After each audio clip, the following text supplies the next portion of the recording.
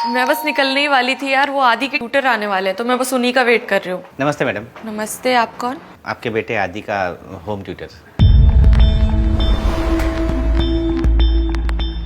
प्रिया, मैं call back करती हूँ अभी। तुम नितिन हो? जी। आओ अंदर। एक मिनट, ये चप्पल आप बाहर उतार देना प्लीज, क्योंकि हम बाहर के स्लीपर्स ना घर में यूज नहीं करते हैं। Okay. So coming straight to the point, आप मेरे बेटे को पढ़ा पाएंगे? यस मैम, मैं एक एक्सपीरियंस टीचर हूँ और मैंने कई बच्चों को पढ़ाया है। मुझे नहीं लगता तुम पढ़ा पाओगे। एक ना इंग्लिश कोट है, मैं हिंदी में एक्सप्लेन करती हूँ। इंसान की पहचान ना उसके जूतों से होती है, और इंसान को पहचानने में ना मैं कभी चूक नहीं करती।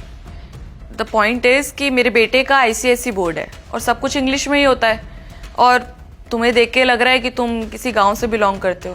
तुम्हारा रहन सहन, तुम्हारे कपड़े, सब कुछ। और मेरा बेटा आदि अगर तुमसे ट्यूशन्स लेगा तो वो बिल्कुल तुम्हारे जैसा बन जाएगा, जो कि मैं बिल्कुल नहीं चाहती। सो बुरा मत मानना, मैं बस फैक्ट्स बता रही थी। I hope you understand. नहीं मैम, मैं बुरा नहीं मान रहा हूँ। मुझे तो आपके बच्चे के फ्यूचर के लिए अफसोस हो रहा है। मतलब?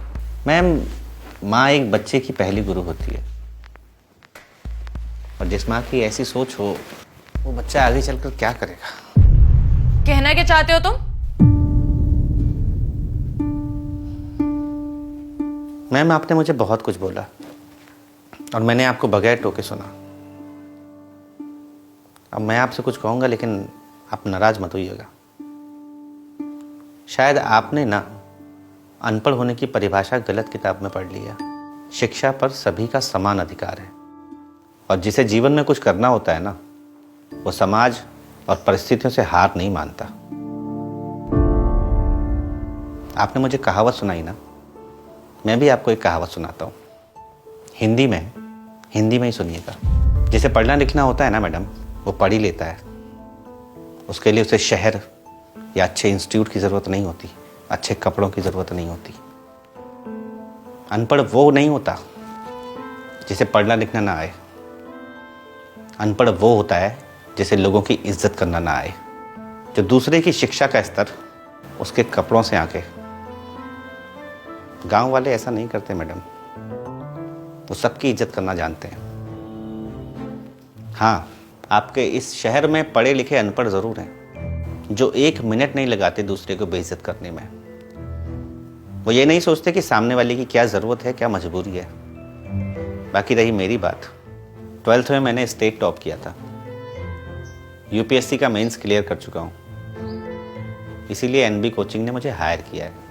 बस कुछ परिवार की ज़रूरतें हैं जिनके लिए ट्यूशन पढ़ाता हूँ, और जितना मुझे इस ट्यूशन की ज़रूरत है ना, उससे ज़्यादा आपके बच्चे को एक अच्छे टीचर की ज़रूरत है। I hope you understand. Thank you madam, have a nice day. Sir, आप एक टीचर हैं, आपका काम है लेसन्स देना। मैं समझ गई हूँ, मेरे बेटे के लिए आपसे अच्छा टीचर और कोई नहीं हो सकता। मैं कल से आता हूँ।